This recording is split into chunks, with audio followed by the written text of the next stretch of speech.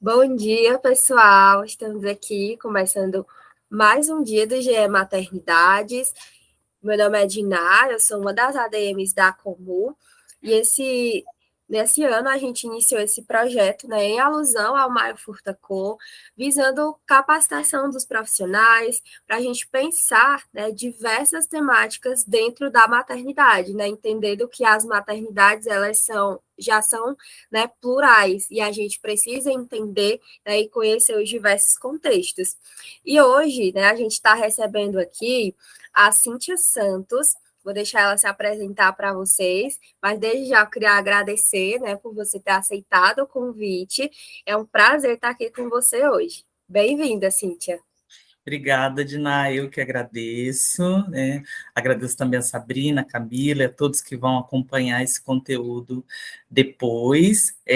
O convite veio pela psicóloga Ana Maria, então eu quero agradecer também a Ana, essa conversa veio, né? A Ana chegou até mim via Camila, então essas redes, né, e esses contatos, esse Isso. fortalecimento de mulheres é muito importante para a gente, né? E eu quero parabenizar vocês pelo grupo, pela comunidade, por essa busca de conhecimento que a gente sabe o tanto que é complicado e difícil a gente seguir, né? Caminhando e provendo, buscando prover a mudança. Eu fiz uma apresentação assim bem básica, mais para falar assim da minha vivência enquanto uma mãe preta, trouxe algumas indicações de obras e a gente pode ir conversando aqui ao longo da apresentação. Me perdi aqui nos arquivos, mas a Diná vai me dando todo o suporte. Assim, vocês podem interromper, gente, a hora que vocês quiserem, é um bate-papo mesmo, né? Eu busco sempre aprender com todas essas experiências. Então, eu vou colocar o arquivinho, a gente vai conversando, e aí, né, parem a hora que precisar parar, né? Se lembrarem de algum caso, a gente vai caminhando ao longo dessa manhã de sábado. Vamos lá. Tá certo. A Diná falou, né, dessa atividade toda em alusão ao Maio Furtacor. Eu pedi para a Ana o arquivo dela, né, que ela falou que tinha feito, pautado com o fundo, né, das apresentações do Maio Furtacor, acho que do ano passado, e aí eu aproveitei, então os slides estão, né, fazendo essa referência ao Maio Furtacor. Aí o título eu coloquei Maternância Preta, eu gosto muito dessa palavra, assim, sou uma mãe, né, tenho uma criança de 4 anos, e aí o que eu quero dialogar com vocês hoje é sobre interseccionalidade. Então, quando a gente fala sobre maternidade preta, questões raciais, a interseccionalidade ela tem que aparecer. Também não sei muito sobre interseccionalidade, então a ideia é a gente construindo e se solidificando com as especificidades da população negra, das mulheres negras, das mães negras, das crianças negras. Eu sou daqui de Araraquara, não nasci aqui, mas moro aqui já faz 13 anos, e estou aqui nas redes sociais há quase 3 anos.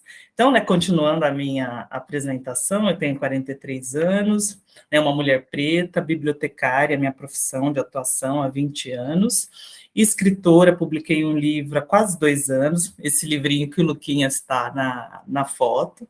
Sou uma pessoa que adora praticar corrida, né? Pratico muita atividade física, compartilho muito nas redes sociais, crio conteúdo, né? Por que eu coloquei todos esses pontos aqui, né? Porque nós não somos uma coisa só, né? Então a gente sempre tentar ter esse olhar para a gente plural e para os pacientes. Eu não sou da área da saúde, tenho uma irmã que é psicóloga, né? Ela mora em Sertãozinho, já trabalha só com mulheres, acho que há quase 5 anos, mais ou menos. Mas não sou da área da saúde, da psicologia, então se eu falar também alguma coisa que não tem relação, vocês vão me orientando também, mas a questão é essa, nós não somos uma coisa só, não somos uma faceta só, nós somos compostas de pluralidade, e a maternidade também é isso, né? A maternância, as mães são plurais, as crianças são plurais, e a gente sempre tem que buscar ter esse olhar. Coloco também sempre a questão da doutora, sou uma mulher preta que tem doutorado, né, e não é na questão da arrogância de falar isso, mas é um lugar em que não me colocam, né, já passei por N situações, né, então eu friso isso porque, infelizmente, eu estou num ambiente de exceção, da negra única, da doutora única, da pessoa que tem a pós-graduação única. Isso é muito triste quando a gente vê que o nosso país, a maioria, né, mais da metade da população é composta por pessoas negras, e nós não estamos nesses espaços. Então, por isso que eu faço questão de trazer a pesquisadora, a pós-graduada, a criadora de conteúdo, porque a gente sabe a luta que é para a gente se manter nesses espaços, né? E aí eu falo desse projeto Sou Crespa, que é por ele que eu estou aqui, dialogando com vocês, criando conteúdo, conhecendo tanta gente que tem trabalhos importantes como os de vocês, e estou aqui numa manhã de sábado fazendo essa partilha. Esse projeto, aqui tem uma agenda bem rapidinha, assim, das conversas. Já mandei a apresentação para a Diná, então vocês podem fazer uso das mais variadas formas. Se depois lembrarem de alguma coisa, podem entrar em contato comigo, a gente vai ampliando a conversa, né? Não se esgota só neste sábado de manhã, né?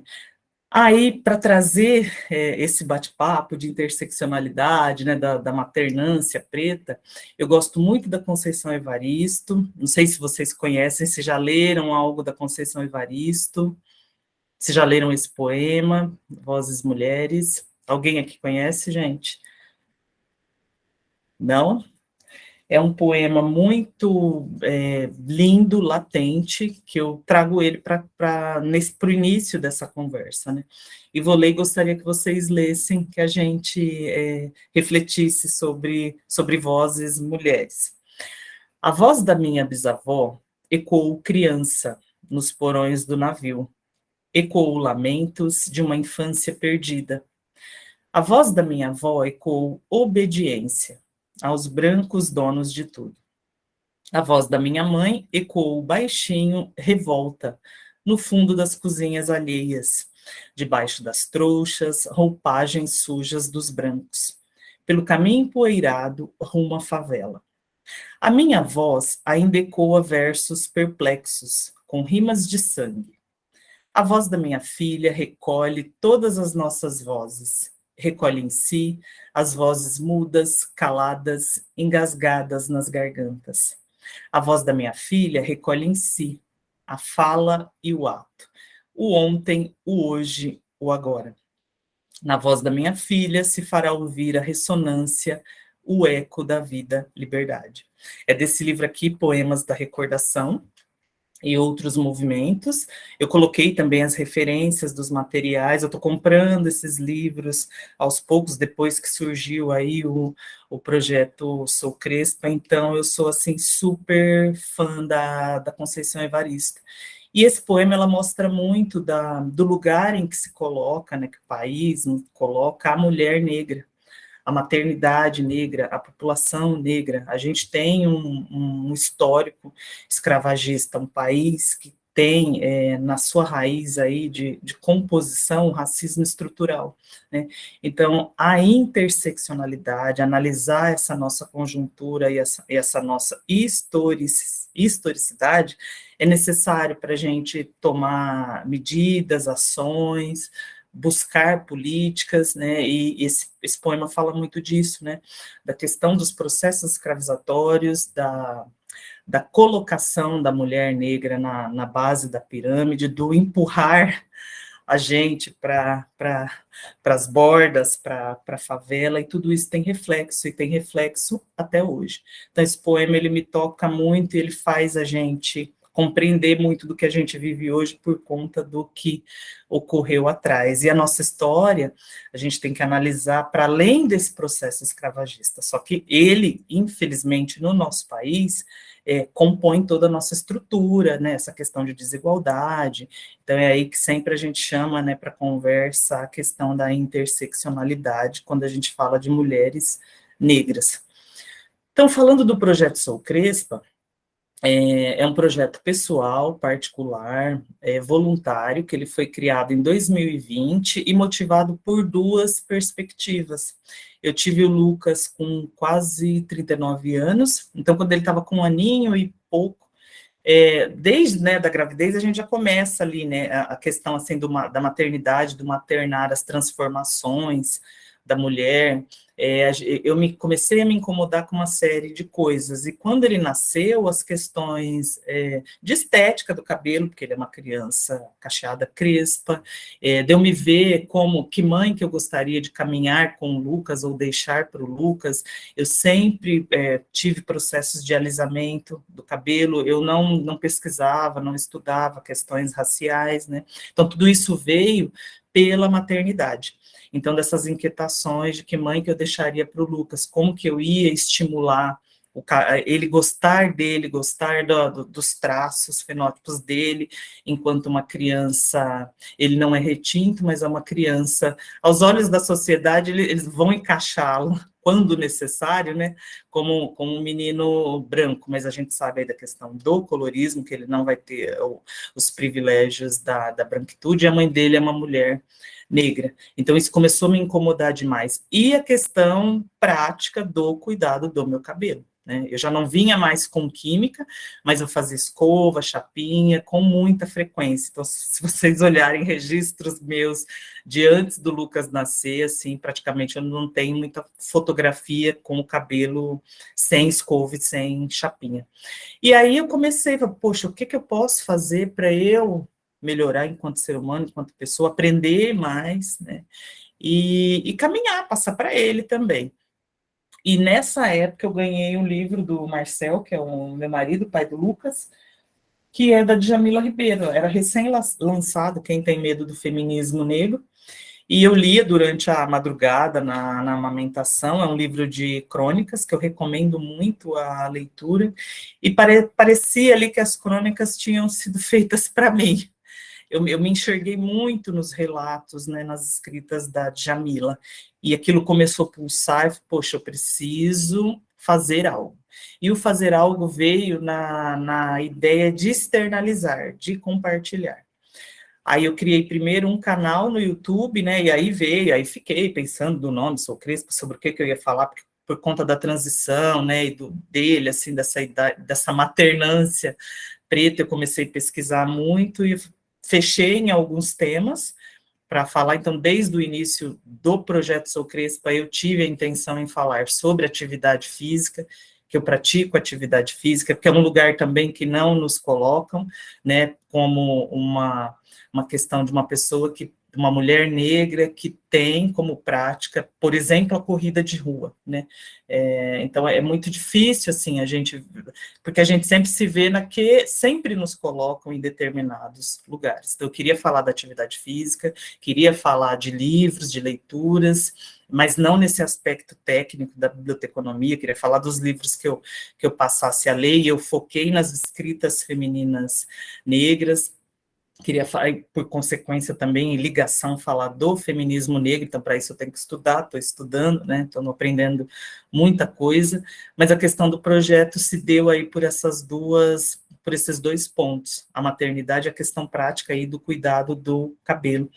Eu destaquei uma frase do livro aqui da Djamila, né, que tem a ver também com o contexto que a gente está conversando, que o jeito mais simples de se destruir uma pessoa, um povo, é contar sua história e colocá-la em segundo lugar. Então, ou nem colocar em lugar aí algum. Então, qual história que contam sobre nós, mulheres negras, sobre a maternância preta? Qual história que conta sobre a população negra, né, que se conta? A gente sabe de um viés, mas lendo as escritas femininas negras, tem muita gente escrevendo com a sua própria voz sobre a sua própria vivência, e esse também é o convite que eu faço aqui, né? A gente está aqui falando de maternidade preta, de relações, né, de questões raciais. Então o convite é esse, para a gente fazer também para os nossos próximos, para as nossas redes, né?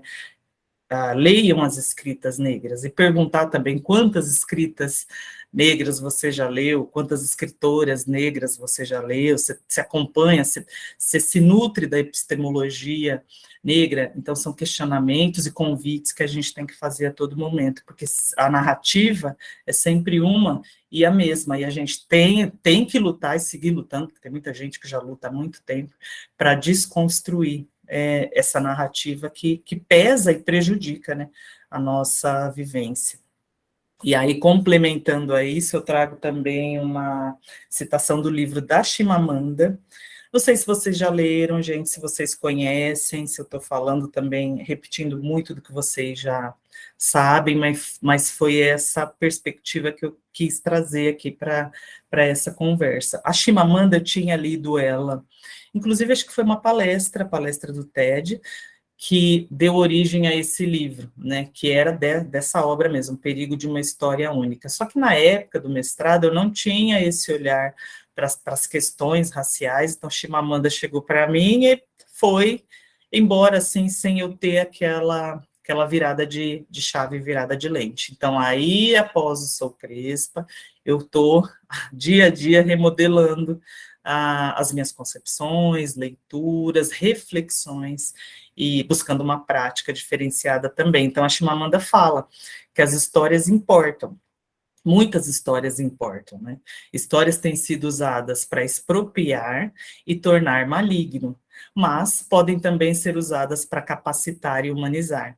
Histórias podem destruir a dignidade de um povo, mas histórias também podem reparar essa dignidade perdida, né? Então, a importância de uma conversa como essa de hoje, de uma estrutura de curso como essa que o GE está propondo para a gente construir as nossas narrativas e as nossas histórias. É um livro muito bom, oriundo, então, dessa palestra, rapidíssimo, assim, a gente consegue ler nenhum dia e tira várias reflexões dessa obra.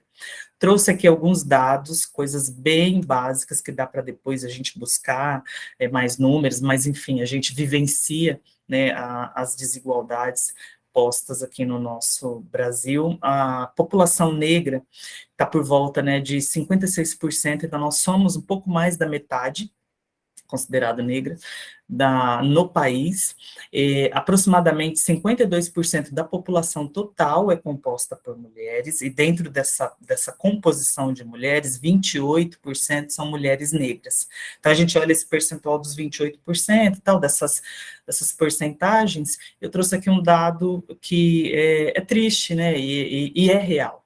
3% das mulheres negras ocupam cargos de liderança, ocupam cargos públicos como docentes de graduação, de pós-graduação, no serviço público também. Então, se a gente analisar no aspecto da atuação de vocês, são muitas as psicólogas negras, né, nessa composição da maternidade, são quantas as obstetras negras, as enfermeiras negras, na equipe de saúde, de todo esse cuidado de gestacional, pré, pós-parto, quais são as pessoas, as mulheres negras, quantas são as mulheres negras que estão na composição de todos esses trabalhos, e quando se tem mulheres negras, em quais lugares que elas estão, assim, é muito triste. Eu trabalho numa instituição de ensino, tem por volta aí, acho que de uns 150 servidores, e se a gente começa a fazer esses recortes, quantas mulheres são? Porque é uma instituição de educação profissional e tecnológica, já é um número menor.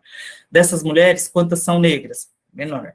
E das negras, em quais cargos elas estão? Então, a coisa vai diminuindo num ponto que é de 3% para baixo, assim. Então, aí que eu falo dessa questão de estar em muitos lugares, né, no meu caso, assim, e ser a negra única em muitas situações. Na minha graduação, vou fazer esse ano 20 anos, éramos em duas, de uma turma de 40, eu e uma outra amiga, que infelizmente faleceu essa semana. Então, de uma turma de 40, de um curso que tem sua composição aí, a biblioteconomia, né, uma maior parte mulheres, nós éramos apenas duas negras. E aí, né, você não se enxerga. Na UFSCar eu não me enxergava, não me via. Então, era sempre confundida com a menina da limpeza, porque a época era mais jovem, ou alguém que tivesse ali por algum outro motivo que não estudar, né? Então, eu não tinha cara de estudante da UFSCar. Voltei algumas vezes para fazer atividade, fazer palestra, e eu não tinha cara da palestrante da UFSCar, né? Então, é o racismo estrutural, velado, mas nem tanto, que a gente vivencia. E isso, a mãe preta, né, essas nuances todas, compõem aí essa maternância, essa maternidade preta. Mulheres brancas ganham 70% mais que mulheres negras, né? É um dado de uma professora da USP que fez um estudo. E aí tudo se vincula, essa questão interseccional de gênero, raça, classe se vincula. Obviamente ganha menos porque estão ali vinculadas a atividades que remuneram menos, né? Então, como que a gente muda esse status quo da sociedade se a gente não mexer ali na base, nas estruturas, né? Um perfil muito bacana que eu acompanho no Instagram, Indique uma Preta, eles postaram, acho que foi essa semana, o tempo que se calcula aí para ter uma igualdade dentro do ambiente de trabalho apenas, é calculado aí por volta de 150 anos, né? Então, daqui a 150 anos, é que teríamos aí uma igualdade racial no ambiente de trabalho, né? Deixei aqui o link do IBGE com os dados de populacionais que vocês podem buscar depois, mas trouxe para a gente ter para seguir essa conversa, né, que não é também achismo, né, tem dados, comprovações, estudos e vivências da desigualdade, né, sobretudo da mulher negra. A mulher negra, nós estamos aqui na base da pirâmide. Mulher negra, homem negro, mulher branca, não negra, homem branco, não negro. Então, aí trago a famosa citação da Angela Davis, né, que quando a mulher negra, né, se movimenta, se levanta, toda a estrutura da sociedade se levanta com ela. Então, a gente tem que trabalhar aqui, e não no topo da pirâmide. Aí, como a gente está falando dessas questões perinatais, né, eu trouxe aqui uma informação que vocês já sabem, básico, mas acho que é para a gente seguir nessa reflexão, do boletim temático da Biblioteca do Ministério da Saúde, o conceito de saúde, né, que pelo SUS, saúde é compreendida como um estado de completo bem-estar físico, mental e social, não apenas a ausência de doenças ou enfermidades. Então, quando a gente fala de saúde, a gente fala dessa completude, dessa análise sistêmica, né? Não apenas o fato de não ter doenças. Então, aí sempre vem a questão da interseccionalidade para a gente analisar. E no próprio boletim, ele já traz essa informação. É necessário que em qualquer planejamento de ações da saúde da mulher, além do enfoque de gênero, sejam incorporadas também as questões relativas à raça e etnia, ou seja, quesito cor na saúde, visando a que todos os indicadores de saúde considerem estas variáveis. Observa-se também que, historicamente, as mulheres negras sofrem com os efeitos combinados, isso é interseccionalidade, de diversos sistemas de opressão, sendo discriminadas em razão do gênero, da classe e da raça, né? Então, tudo isso corrobora com essa conversa aqui de hoje. Trouxe uma imagem apenas aqui para ilustrar, de uma pesquisa, essa imagem retrata dados da região do Centro-Oeste, e ela apresenta as desigualdades de oportunidades, de acesso, de renda. Então, por exemplo, se a gente pegar o rendimento médio mensal de um homem branco, está aí por volta, esse estudo foi de 2022, de R$ 4.290, e o de uma mulher negra, que é o cinza maior, né, o da mulher negra, que é o vermelho menor, está por volta de R$ 2.040.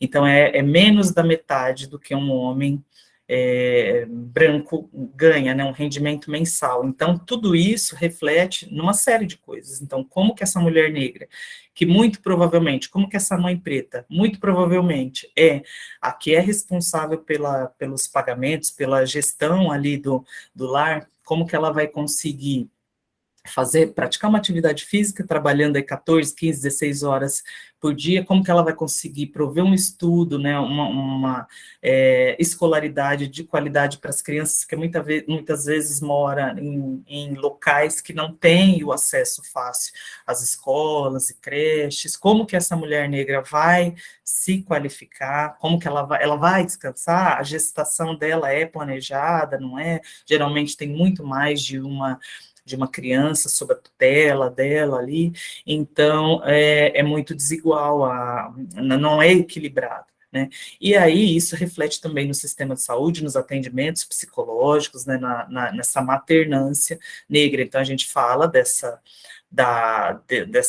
desse nicho, né, da mulher negra, da maternidade negra, que não é um número pequeno, que é responsável por uma quantidade grande de pessoas, e justamente é esse nicho em que menos se recebe, que a renda é menor, em que menos tem acesso, em que menos tem oportunidade, em que menos usufrui de lazer, de cultura. Então tudo isso reflete nas outras áreas, além da questão econômica. Todo e qualquer estudo, política, investimento ou intervenção deve analisar, feito no Brasil, deve analisar essa questão interseccional, para poder, né, realizar aí, políticas efetivas e ações práticas que melhorem, que possibilitem a melhoria de vida das mulheres negras. E aí eu trago o livro da Carla Cotirene, uma assistente social, ela é criadora de conteúdo também maravilhosa, que esse livro aqui é de uma coleção, gente, eu não sei se vocês conhecem, se leram também, uma coleção super bacana, chamada Feminismos Plurais, organizada pela Djamila Ribeiro. Tem várias temáticas, então cada pessoa publica sobre uma temática, e a coleção, acho que ela está com uns 12, 13 títulos, não vou me lembrar bem. E é uma coleção, assim, que o preço é acessível, tem são fontes valiosíssimas de informações. Por exemplo, a Carla Cotirene vai trazer aqui a questão da interseccionalidade, ela vai trazer vários referenciais, então são indicadores, né, para a gente seguir com as nossas pesquisas e leituras. A Carla, por exemplo, ela cita aqui Patrícia Hill Collins, que fala sobre a questão da interseccionalidade, que a gente já vem falando desde o começo da conversa. Raça, gênero e sexo. Então, esse sistema de opressão, ele está interligado por esses três marcadores, e por isso a gente precisa considerar para toda e qualquer ação e olhar nosso a questão interseccional das mulheres negras. Vale a pena adquirirem, montarem, quem tem interesse, montar a biblioteca de vocês, a coleção Feminismos Plurais, vale muito a pena vocês terem. E todos esses materiais eu não conhecia, como eu falei, conhecia Chimamanda e Carolina Maria de Jesus, que eu também li, eu li quando estava grávida do Lucas. E aí agora eu estou comprando e montando uma biblioteca, a bibliotecária que não tinha biblioteca, porque eu comprava os livros e repassava, né? Ainda compro e repasso, mas esses, né, que são da Biblioteca Feminista Preta, eu estou montando o meu acervo. Não li tudo, tem muita coisa para ler e eu estou caminhando devagar no meu tempo. Então, falar da maternância preta, porque a gente tem que trazer essa questão do afeto, do cuidado, porque a gente enxerga isso, né, que a mulher preta, a população preta, fica nesse campo do estudo, da objetificação, e acabam trazendo a questão do afeto, do acolhimento, da busca pela autoestima, para nós, para a população preta. Então, pensar nessa maternância preta é pensar nessa interseccionalidade. O racismo estrutural é um outro título que tem na coleção Feminismos Plurais, do Silvio de Almeida. Racismo recreativo, racismo organizacional institucional, as opressões femininas, interseccionalidade, mães pretas, crianças pretas, é um ponto. Mães não pretas, crianças pretas, é outro ponto. Mães pretas, crianças não pretas, acho que me colocariam aí nesse ponto com relação ao Lucas. Regionalidade, poder econômico, grau de instrução, renda, estrutura familiar, representatividade, acessos. Então, a gente volta nessa questão de não ser uma coisa só, de não se pensar numa coisa só, a interseccionalidade permeia tudo isso. Então, quando a gente fala de maternidade, maternância preta, a gente tem que pensar nisso. E infâncias pretas também, né, o racismo estrutural, racismo organizacional institucional, que a gente já falou, né, a baixa autoestima, formação, atualização de educadores, cuidadores, de profissionais, né, não sei como que está, o que a gente está fazendo aqui é algo nesse sentido, na busca por compreensão, por produção de conhecimento, por melhoria das nossas práticas, né, mas essa busca por formação, por atualização, ocorre em todos os lugares, como que é na área da saúde, né, que é uma área que eu não tenho muito acesso, muito vínculo, né, esses profissionais estão buscando ter esse olhar e essa prática interseccional para as mães e para as crianças pretas, pelo Sou Crespa, porque eu fico muito assim no Instagram. O que eu recebo de relato, de troca, de questões escolares, de episódios de racismo, sobretudo com o cabelo, é muito grande, assim, o número, né? E aí eu falo também do livro, que eu vou comentar um pouco mais, né? Então, as crianças pretas, e isso é comprovado cientificamente, saiu um estudo americano, que saiu até acho que no Alma Preta Jornalismo, que a questão do racismo estrutural é presente, né, nas crianças negras. Então, são crianças que têm uma baixa autoestima. Né? Crianças com 3, 4 anos, tenho muitas amigas educadoras que trabalham na educação infantil, que já passam, essas crianças com 3, 4 anos, meninas, que já passam por processos de alisamento dos cabelos, né? Então é perverso, é cruel. E aí eu recebo esses relatos de professora, de mãe, de tia, de avó, que aconteceu isso, aconteceu aquilo. Então a gente precisa ter esse olhar acolhedor, né, com as crianças pretas, né? Analisar também condição econômica, entorno, regionalidade, porque essas nuances todas permeiam a maternidade, né, essas questões raciais, né, já falei aqui, aí eu pergunto, né, assim, para a gente repassar essas perguntas para o nosso entorno, né, quantas autoras negras vocês já leram? Porque Maria Beatriz Nascimento, Conceição Evaristo, Djamila Ribeiro, Chimamanda, são escritas que vêm a partir das vivências dessas mulheres, que Conceição Evaristo até cunhou o termo escrevivência, né? Então, se a gente quer também compreender um pouco como que se dá, né, a percepção e a vivência dessas mulheres, a gente tem que acompanhar o que elas estão falando, né? Então, quantas autoras negras vocês já leram? Quantos perfis de formadores de opinião, de artistas, de educadores, de profissionais negros vocês seguem, a gente segue, né? Porque a gente precisa seguir nesse processo de estudo para compreensão da nossa institucionalidade, da nossa formação. Então, outras narrativas precisam ser construídas. E é nesse processo que eu estou, assim. Aí eu cheguei em Maria Beatriz Nascimento e falei, gente, eu não conhecia essa mulher, né? Assim, não conhecia Conceição Evaristo, não conhecia essa galera, porque justamente não estão nas mesmas possibilidades de acesso do que outras pessoas. Então, a gente acaba sempre trabalhando ali no topo da pirâmide, quando a base tem muito por fazer, né?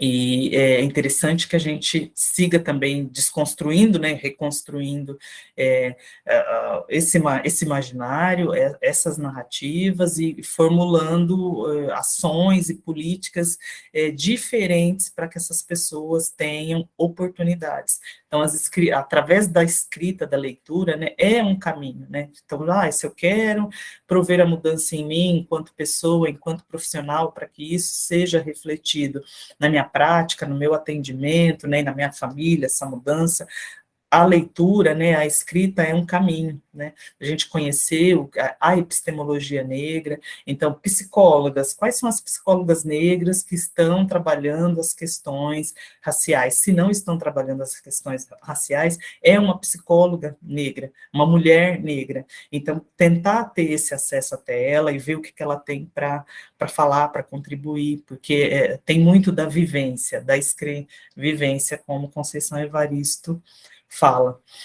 Então, é necessário a gente enegrecer os conteúdos, enegrecer as perspectivas. Eu deixei aqui vários perfis que eu sigo, que eu acompanho, trabalho das mais variadas áreas. Então, tem médica, tem psicóloga, tem cantora, tem escritora, tem influenciadora digital infantil, então eu tentei dar uma mesclada, são mulheres, tem química, tem loja tem empreendedora preta de roupa, de acessórios, para a gente ver o que esse pessoal está falando também, porque esses perfis que eu acompanho, eles trazem essas questões raciais, né, no dia a dia. Então, por exemplo, a Uzi Crioula, de Mogi das Cruzes, da Camila, que ela tem todo esse cuidado em todo o processo de confecção, esse vestido é dela, maravilhoso, ela tem todo esse processo consciente dentro das possibilidades que ela tem de confecção das obras, das roupas, do repertório dela. É uma mãe preta, uma empreendedora preta, que está na lida ali, no corre para sobreviver, pagar os boletos, viver com dignidade.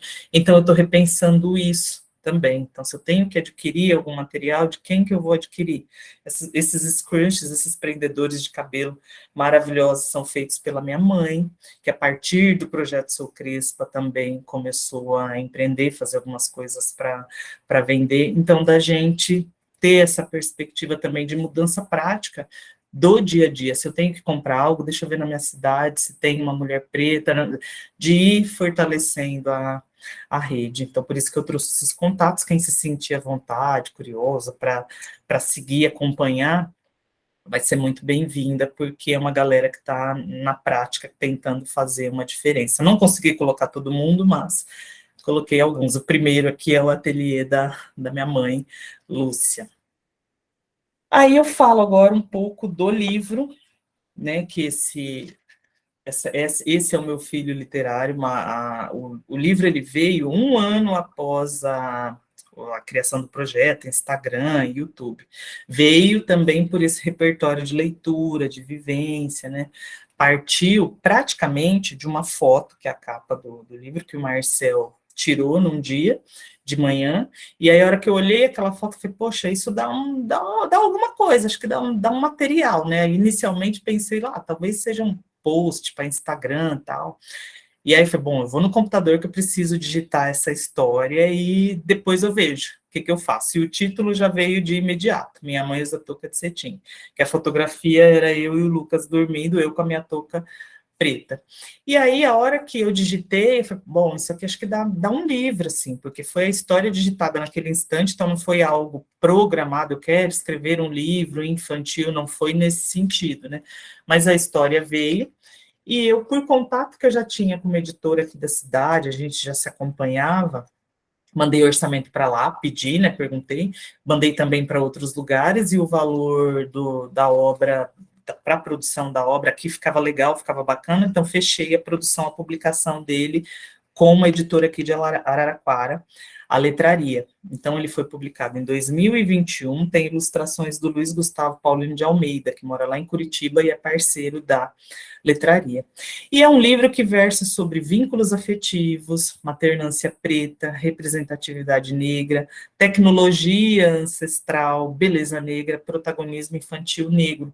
Fala desse cotidiano normal de uma família preta, em que a mãe usa touca de cetim. Para o Lucas, esse objeto, essa tecnologia, faz parte da vida dele, né? Mas tem lugares, tem crianças que não faz. Por exemplo, as crianças e as famílias não negras que não fazem o uso da touca de cetim. Então, é algo que não chega até eles. E é interessante que essa literatura, que esse tipo de literatura, chegue para famílias e para as crianças e para educadores não negros.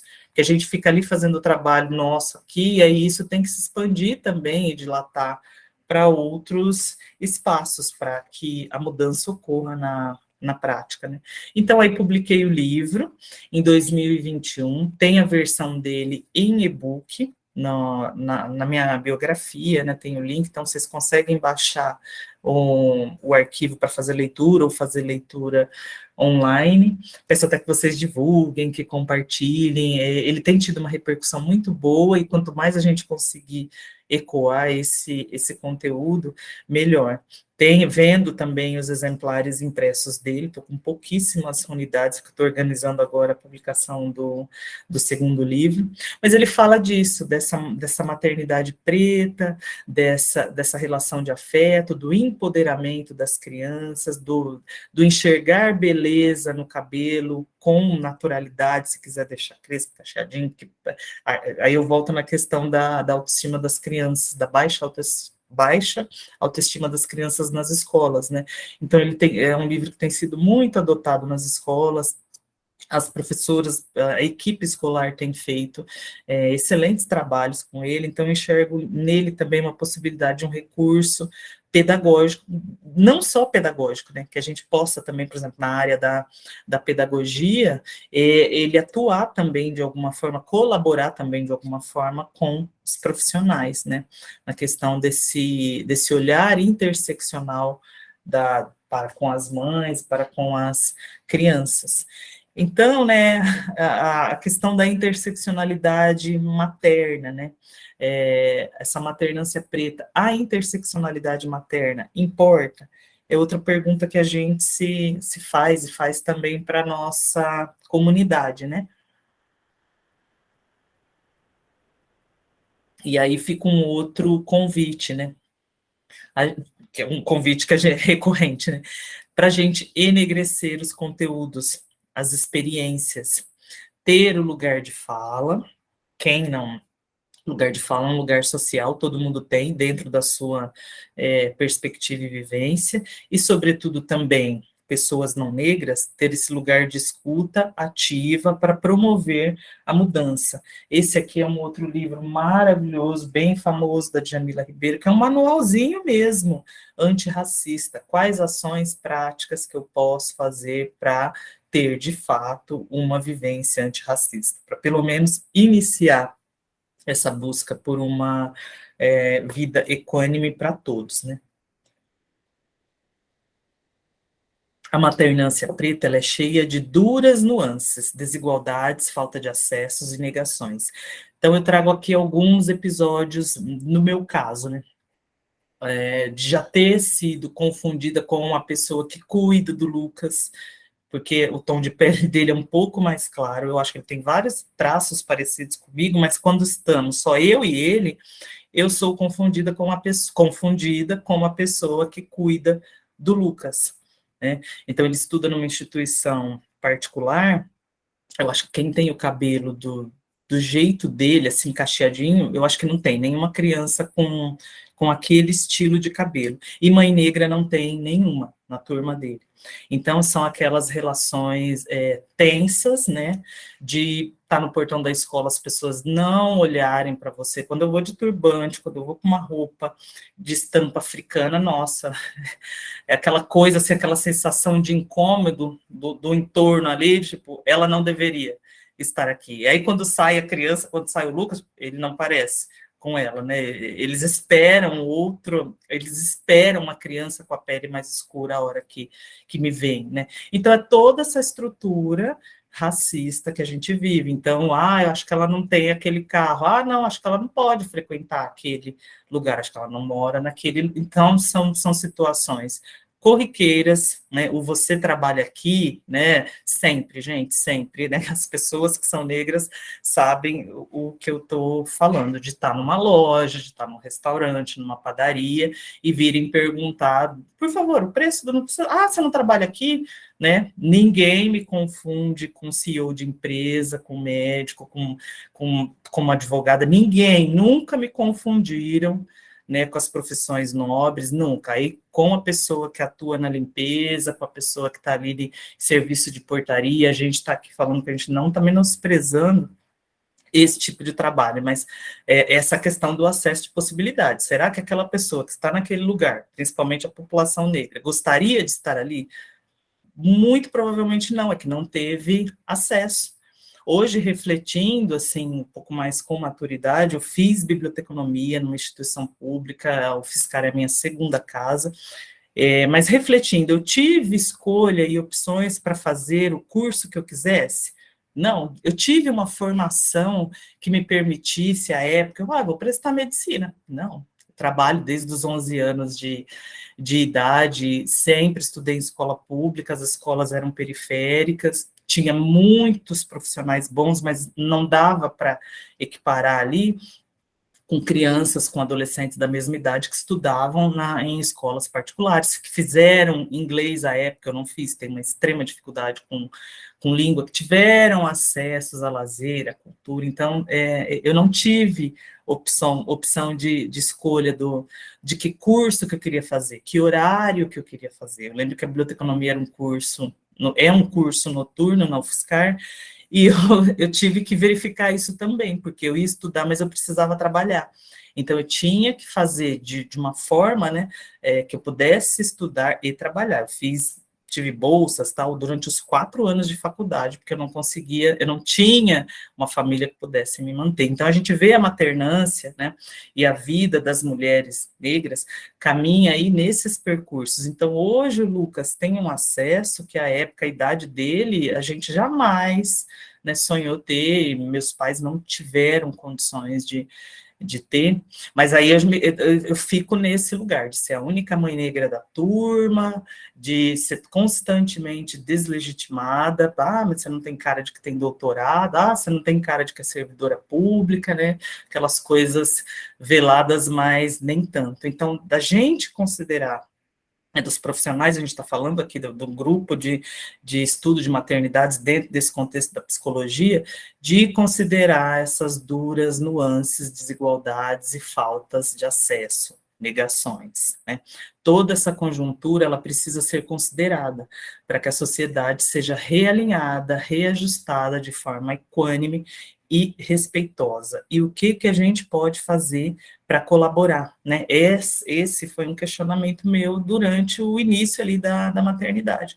Poxa, o que eu posso fazer para tentar colaborar? Porque eu acabei acessando lugares, estou ali sozinha e eu tenho que trazer outras comigo. Então, eu estou nesse processo de reformulação de tudo, assim, então eu leio um material, eu venho, compartilho, sobretudo das mulheres negras, que eu me vejo nessa obrigação do lugar que eu estou, do acesso que eu tenho hoje, que é difícil, mas, né, de tentar fazer esse questionamento, que é uma dos apontamentos que a Djamila faz também, né, então a gente tem que refletir, sobretudo pessoas não negras, né, a todo instante. Então, se você vai passear, vai em algum lugar, peraí, as pessoas negras, as mulheres negras estão em que situação aqui? Estão trabalhando ou estão usufruindo do benefício? É um show, alguma coisa assim? As mulheres negras estão... Quantos negros, né? Quantas pessoas negras tem aqui? E esses incômodos todos da gente tentar buscar uma prática diferenciada, igual na escola que o meu filho estuda, não tinha a literatura de pessoas, escritas por pessoas pretas que trabalhasse também com esse protagonismo negro. Fui lá com a minha listinha, cobrei, falei, tem que ficar em cima, cobrando, porque não tem como, né, assim, inclusive eu aqui da cidade, que tem uma obra publicada, como que esse material não chega nas escolas, né, é aquele trabalho árduo que eu fico fazendo sozinha, para tentar mudar uma estrutura muito grande, gigante. Então, sempre que eu posso, eu vou ali, você já conhece o livro? Então, olha, é escola, tá, tem que trabalhar, porque tem que trabalhar também com as crianças não pretas, né, com as mães não pretas, com as pessoas que atendem, né, mulheres negras, crianças negras, né, porque já tem tanta gente lutando há tanto tempo para que as coisas mudem, e mesmo assim a gente ainda se encontra nessa situação de ter, nesse percentual aí de mulheres negras, 3% num lugarzinho ali. Isso a gente às vezes está falando que tem um acesso nos espaços de poder, mas não tem acesso à tomada de decisão, porque é diferente também. Então, de repente, eu estou num lugar de poder, mas eu não tenho o poder de tomada de decisão. Então, tem que mudar a estrutura para que nós, mulheres negras, estejamos nesses espaços de poder, nesses espaços de mudança e com prerrogativa, né, com poder de decisão também, né? E aí é a questão da gente refletir e tentar fazer na prática algo diferente para mudar, que é o que a gente está fazendo aqui hoje, partilhando tudo isso, né? As referências dos materiais que eu usei na apresentação, deixei aqui tudo bonitinho, e depois a gente pode ir trocando, partilhando, mas Meus contatos, deixei uma fotinho aqui da família, o papai também usa touca de cetim, o Lucas não é sempre que ele quer colocar touquinha de cetim, mas é um instrumento que ele já lida normalmente, faz parte do cotidiano dele, assim como o cabelo crespo. Então ele vê qualquer mulher em qualquer situação, em qualquer local, com cabelo crespo, nossa, é igual ao da mamãe, é bonito, Lucas? É bonito. E o seu cabelo, Lucas, é bonito? É, mamãe, é bonito. Da gente ressignificar, porque também não é só estética, não é só cabelo, né? A gente sabe que as coisas são muito mais profundas e complexas. A apresentação é essa, acho que a gente pode abrir também para conversa, para diálogo, para partilha. Quero muito agradecer, Edna, a oportunidade, não sei como que ficou aí o tempo, meus contatos estão aí para a gente ir dialogando depois também. Espero que tenha sido que todo esse material que eu trouxe aqui faça sentido para vocês, né, e que a gente possa também ir sempre complementando e trocando, e eu estou aqui à disposição, fico mais no Instagram, sou Crespa 2020. Muito obrigada, gente, vou tentar tirar aqui o modo compartilhamento. Cíntia, nós que agradecemos, viu? Foi muito bacana, né? Todo mundo comentando aqui no chat, no grupo da Comu também, as meninas chamando, né? Venham, venham, porque foi realmente muito bacana e muitas coisas que você falou, né, fizeram sentido não só profissionalmente, mas também pessoalmente, né? Várias vivências que você compartilhou. E em vários momentos, assim, desde o início até agora, assim, eu me emocionei muito, né, de poder te ouvir, de ter estado aqui hoje e me reconhecido, né, em muitas coisas que você trouxe aqui. E as meninas comentando aqui no chat, a Camila, né, várias... Já estou querendo chorar. Não, e eu também. Gente, é muito, Porque muito é muito emocionante mesmo, difícil, né, né? a gente ter esse espaço. A Camila, a gente já se acompanha, né, Camila? Há tempos, assim. Então, assim, eu sei qual é a pegada da Camila, a Camila também sabe qual é a minha, assim, a gente já se acompanha há tempo. E é isso, gente, que é o que a gente fala, assim, o racismo é sutil. Não é sutil. Não é sutil. É cruel. O que eu recebo de relato, né, e principalmente de menina, né, porque o menino, eles vão tosam o cabelo, deixa ali curtinho e tal, e vai, né? Agora a menina, as mães partem, o ano passado, quase para o final do ano passado, em outubro, uma colega minha que eu também conheci pelo Instagram, que é professora, ela falou que a mãe chegou até ela com a criança, a menina acho que tinha 5 anos, que a criança queria alisar o cabelo de tudo quanto era jeito. E aí investiga, daqui que eles também já conhecem, né? Ela falou, todo ano é essa história de cabelo. Que aí um coleguinha tinha feito um monte de coisa, falado um monte de coisa, ela não queria mais o cabelo do jeito que estava. E foi um trabalho dessa mãe, dessa escola, para eles lutarem ali para essa menina não entrar com a química, e aí eles fizeram a touquinha de cetim, né? Então a escola inteira tinha uma avó de uma criança que costurava, e aí fizeram touca de cetim para toda a sala, para as famílias, envolveram as famílias. Eu sei que foi a Joana falou que foi uma loucura, que aí no fim a criança não passou por processo de alisamento, né? E o alisamento é um tópico, né? É um ponto. Aí o nariz é outro, a boca é outra, a altura é outra, a escola é perversa. E a gente vê assim, que é um ambiente que as crianças trazem, elas reproduzem. E se elas reproduzem, é porque elas recebem isso em algum lugar, né? O meu menino começou com questões de azul e rosa, quando ele tinha acabado de completar 3 anos. Eu falei, o que é isso? Azul e rosa? A gente não traz isso para ele. Veio de onde esse azul e esse rosa? Na época que estava o azul e o rosa em evidência. A gente ficou assim, foi não, gente, uma criança de 3 anos não é para estar com esse... E até hoje ele solta umas. Não, o rosa é de menina. Não... Falei, meu Deus... Esses dias eu estava lendo um post que não é porque a mãe e o pai eles buscam esse feminismo que a criança vai conseguir incorporar tudo isso e vai ser, porque a estrutura massacra a gente. Né? E aí a gente está aqui com N episódios. Eu acabei nem... A Ana Luísa amamentando, que bonitinho. Eu acabei nem falando da questão do parto, acho que eu já troquei algumas informações com a Camila, né? Eu sofri um monte de violência que na época eu não tinha percebido que era violência. Gente, aí quando eu lembro, porque a barriga era pequena, porque eu era grandona e forte, que eu podia aguentar mais, quase que o Lucas não nasce na hora que era para nascer, uma enfermeira maravilhosa, mulher, que veio falar, porque eu estava com as contrações, não tinha dilatação e ele estava pélvico. Eu já tinha combinado a cesárea, já estava tudo certinho. Só que ele antecipou 4 dias, sábado à noite. Meu obstetra não queria ir. Ele queria jogar coisa para domingo de manhã, e eu vomitando, tremendo, passando mal. Aí quando eu lembro, eu falo, gente, foi violência atrás de violência. Da entrada e com toda a papelada pronta para cesárea, né? Só seria numa quarta-feira e foi no sábado. Tudo assinado, tudo bonitinho. Eu não tive lugar para sentar em trabalho de parto ali. Hoje eu lembro, assim, não tive lugar. Na época eu fiquei doido, eu queria mandar mensagem para o convento, a gente é engolido, né? Porque aí puerpério, tudo, eu não fiz a denúncia. Não tive lugar para sentar, fiquei em pé no corredor, eu e meu marido, a gente deu entrada às 6 horas, perto das 6 horas da tarde no hospital, a cesárea foi acontecer perto da meia-noite. Então, umas coisas, assim, já que sabia que era uma cesárea, que tinha que fazer uma cesárea, a cidade é pequena, em 15 minutos se chega ali, né? E aí você começa a pensar, assim, foi uma mulher que interviu, que veio e falou, não, isso tem que acontecer hoje, você vai deixar para fazer o parto no outro dia, 8 horas da manhã, né? Violência em cima de violência, mas na hora eu não me dei conta. E aí depois a gente começa a ver assim, poxa, né?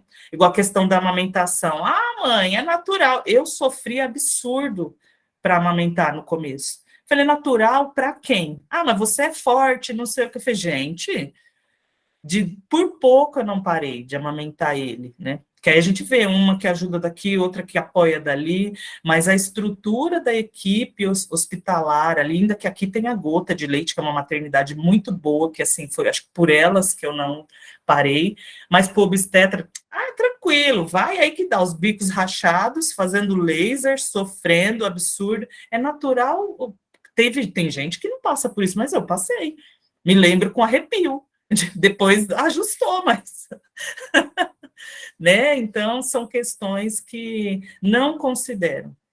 E aí você procura, assim, é um profissional ou outro que tem esse olhar, mas a gente se vê ali sozinha, né? E aí trabalhos como esse, conversas como essa, troca como essas, é o que a gente tem, porque para quebrar essa estrutura é difícil, assim, aí eu me sinto, falo, poxa, como que eu fui idiota de não ter denunciado, de não ter corrido, então aí a gente vai se transformando.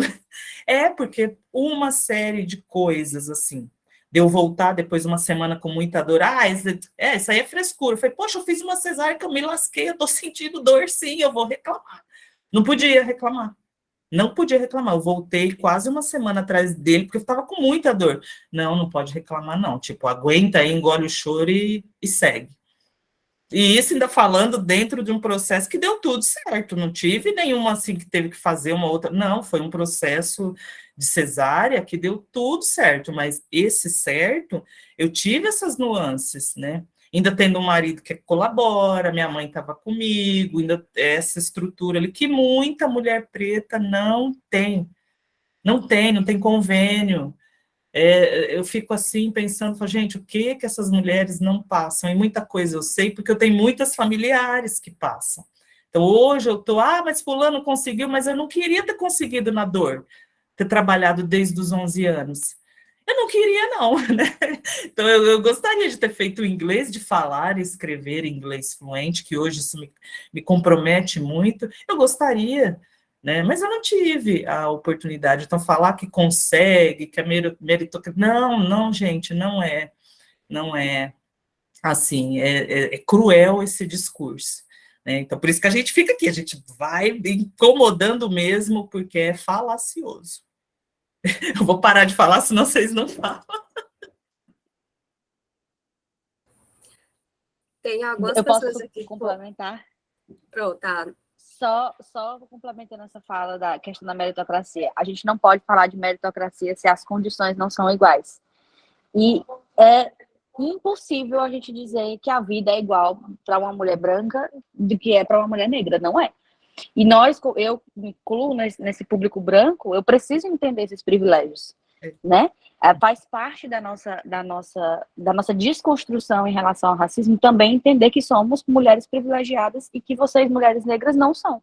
E que a gente precisa abrir a vida para isso, abrir os olhos para isso, né? E só complementando também sobre as suas vivências, né, durante o parto e tudo, sinto muito você ter vivido isso, porque são situações que realmente, para qualquer pessoa, é difícil, e para você, que são mulheres negras, mulheres indígenas, mulheres pobres, são pessoas mais vulneráveis ainda a sofrer violências obstétricas, como aconteceu com você. E assim, como você falou dessa questão de depois eu me revoltei de não ter entrado, eu não sei qual a idade do seu filho, mas para esses processos você tem 5 anos. Eu tô Você dentro. tem 5 anos para entrar com o processo. Caso isso seja uma luta que você queira travar, né? Lógico, porque também a gente precisa entender de saúde mental e se isso vai valer a pena para você, né? Cada mulher, tem mulher que relembrar o parto é tão doloroso que elas não querem ter contato com isso, nem para essa luta e tudo. Mas se para você faz sentido, super vale a pena, né? Porque eu acredito, assim, que a realidade médica e de saúde do Brasil, principalmente em relação aos partos, não vai mudar se a gente ficar sofrendo calado. Exato. Se a gente ficar engolindo o choro, como eles mandam a gente engolir, e aceitando, né, que dói mesmo. E não é para doer. Não é para doer. A amamentação não é para doer. Né? Se está doendo, tem algo de errado. Precisa ser investigado.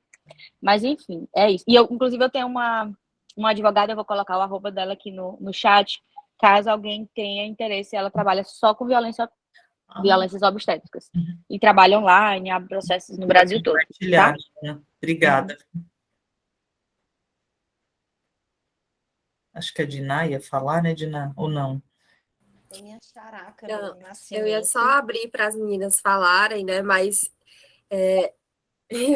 mas a Ana já começou aí, né? Fiquem à vontade, meninas. Tem algumas pessoas com a mão levantada, a Camila, a Mila também. Camila, se você quiser, pode. A Geisa também, eu posso fechar, tá certo? Tá certo, então. Gente, bom dia. Tá dando para me ouvir bem? Tá, joia. Então, eu adorei muito o encontro de hoje. A fala foi maravilhosa, os compartilhamentos, né? Eu cheguei um pouquinho atrasada, porque eu tinha outro compromisso, mas, assim, é muito, muito necessário se falar sobre isso. Se falar sobre as vivências da maternidade interseccionada com a raça.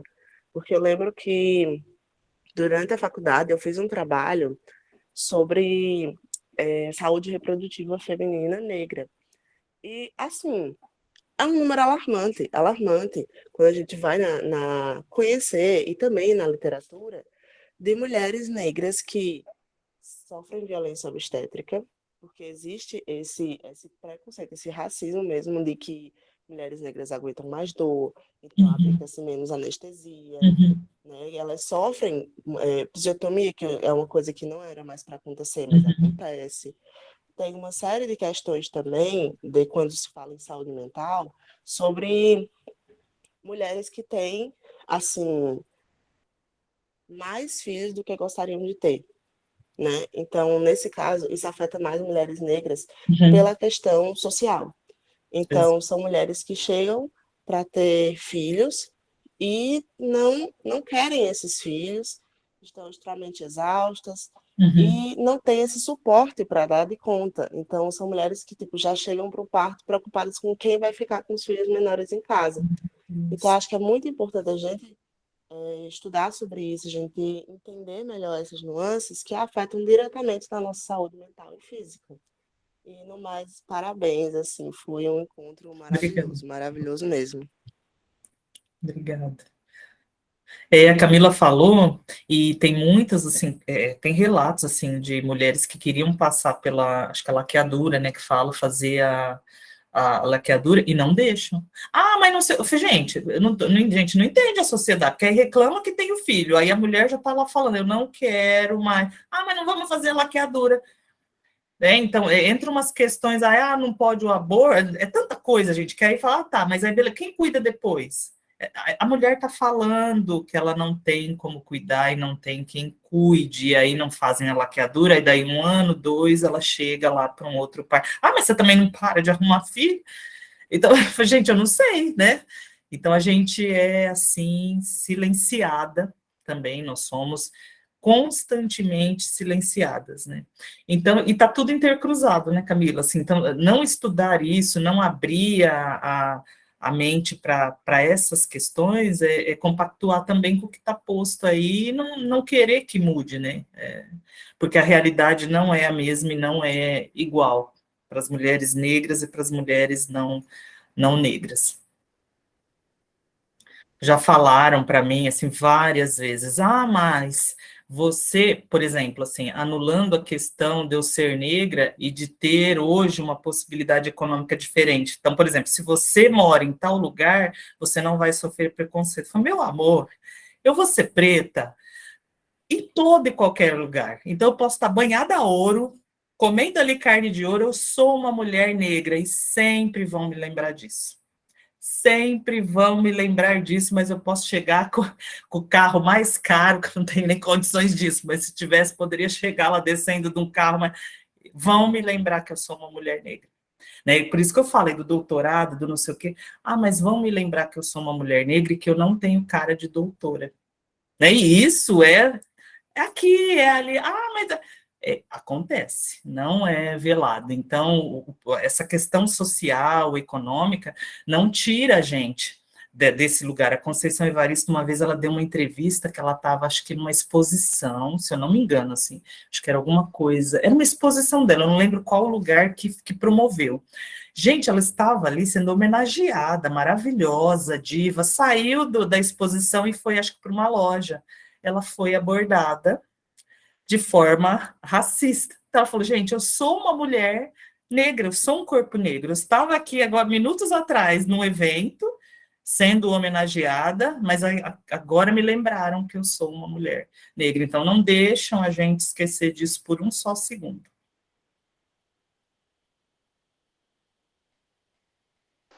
Olá, eu sou a Geisa. Prazer. Muito boa essa discussão. Quero parabenizar.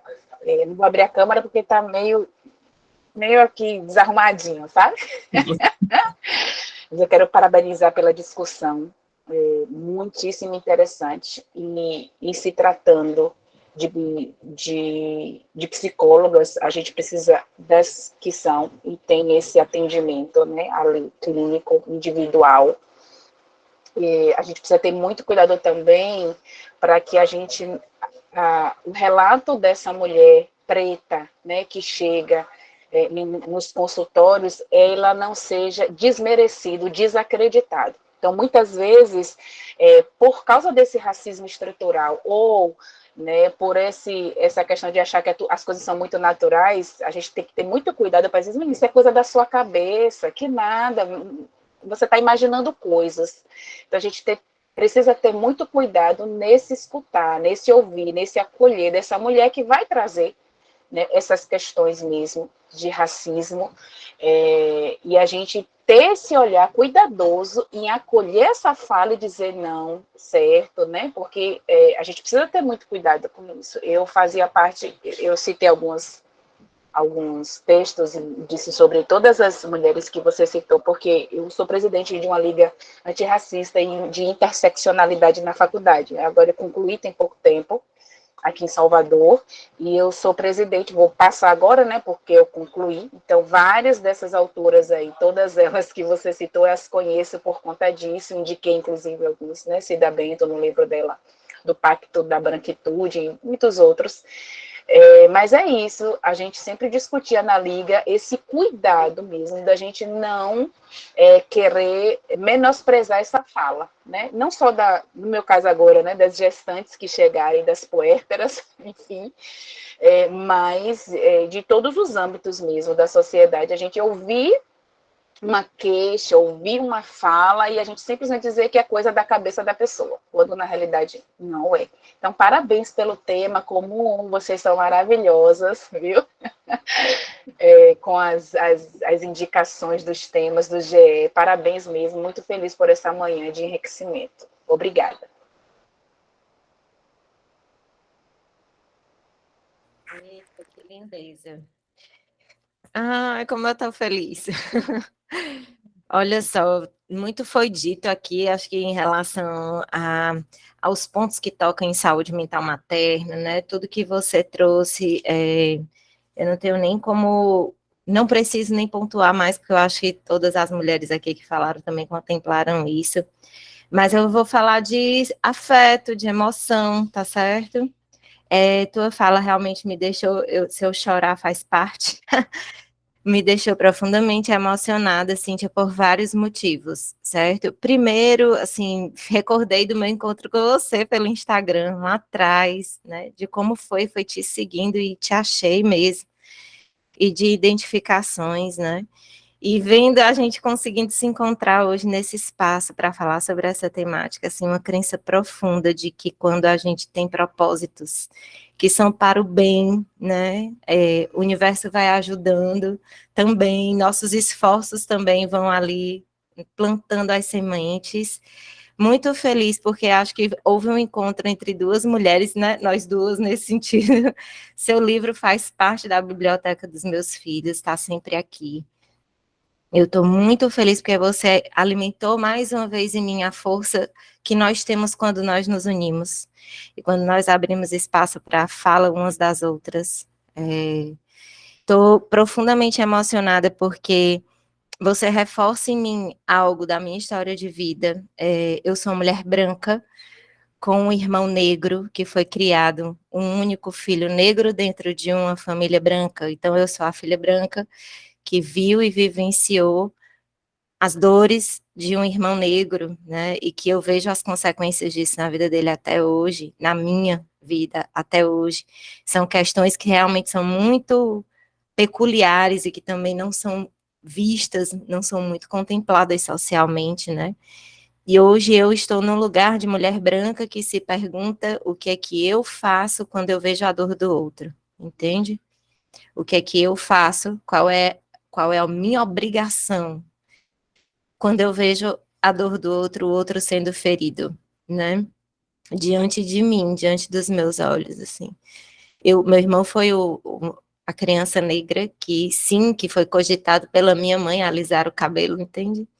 Então, lá atrás, minha mãe também não tinha muita, não soube manejar isso, né, assim, e obviamente isso fez parte da construção da nossa família, né? Então, ouvir você estar aqui, me reforça muito também propósitos, entende? Eu sou muito grata, muito obrigada pela tua fala, muito obrigada, mulheres. A Comu, que está como representante, as meninas da Comu também estão fazendo parte da coordenação do Maio Furtacô aqui em Fortaleza, né? E estamos aí na batalha por essa causa linda, né? Em maio a gente vai estar com toda força. Eu te convido a estar sempre perto, Cíntia, certo? A estar ali sempre com a gente. E aí eu passo a palavra para você, Diná, já que você abriu, que a gente feche o encontro. Muito obrigada, querida. Imagina, que Sim. agradeço. Obrigada, Camila. Eu quero agradecer de novo a Cíntia, né? Foi um encontro muito emocionante, né, para todas e foi muito bacana estar aqui. Muitas das coisas que você falou, né, os livros que você indicou já saí aqui para procurar também. Eu despertei, né, para essas questões raciais quando eu já estava na faculdade. E foi muito nesse sentido de um lugar de não pertencer, né? Eu olhava para as pessoas e eu não me via, né, naquele lugar, eu não via pessoas parecidas comigo naquele lugar. E eu lembro exatamente do dia, né, em que eu percebi isso, e foi quando eu fiquei, né, pensando, né, onde estão, né, as pessoas que são parecidas comigo, as pessoas que vêm de uma realidade, né, parecida com a minha. E isso é muito forte, né? A gente pensar sobre isso quando a gente começa a se reconhecer nesse lugar. Daí eu fiquei muito feliz, né, de estar aqui hoje, especificamente nesse encontro, né, com a Cíntia, poder ter te ouvido, poder aprender com você, né, e só agradecer mesmo pela disponibilidade, né, por esse encontro que foi muito rico, né, muito mais que uma aula. Nossa, foi muito maravilhoso. Obrigada, Cíntia. Eu vou encerrar aqui a gravação para as meninas que que tiverem, né, inscritas, já liberei a lista de frequência, tá certo? Tá por aqui no chat. E é isso, meninas, né? Vamos mantendo contatos, né? Temos muito ainda a aprender. Eu quero falar, agradecer a Camila e dizer, eu falei até para Ana Maria, eu tenho uma dívida com a Camila, que acho que ano passado, né, a gente não conseguiu fazer uma live, que eu tive problema, foi comigo, assim, eu falei, poxa, porque ela faz um trabalho tão importante que eu fiquei mal de, na época, não ter conseguido fazer essa atividade com você, mas olha as voltas, né, Camila, assim, os percursos que acontecem, que não era para ser naquela época, para a gente estar aqui hoje, a gente segue, né, se acompanhando, se admirando, e hoje deu certo, deu estar aqui, mas era aquela coisa que eu falei, não, gente, eu preciso, em algum momento, ter essa troca, porque a gente se admira, e a gente segue, já de tempo, né, a gente se encontrou ali, e segue se admirando e partilhando de muita coisa, e sou eu quem agradece a vocês, né, Ana Maria, assim, agradeço muito a vocês por essa oportunidade de troca, e o movimento somos nós, por nós, e esse movimento, ele é muito doloroso, eu falo, igual a Camila falando do seu irmão, assim, é muito doloroso, mas ele é libertador também, porque hoje, assim, eu não aceito que eu já tenho a consciência, então eu não vou receber determinadas coisas e ficar calada, por mais que tentem nos silenciar. Então, é nesse sentido, né, de nada. A universidade não tem, eu não me sinto ali representada e eu vou ocupar esse espaço com todo o meu potencial. É mais difícil, mas a gente não vai sucumbir. Obrigada, Cíntia. Eu vou parar aqui a gravação. Obrigada, meninas, pela presença. Até o próximo sábado. Tchau. Beijo.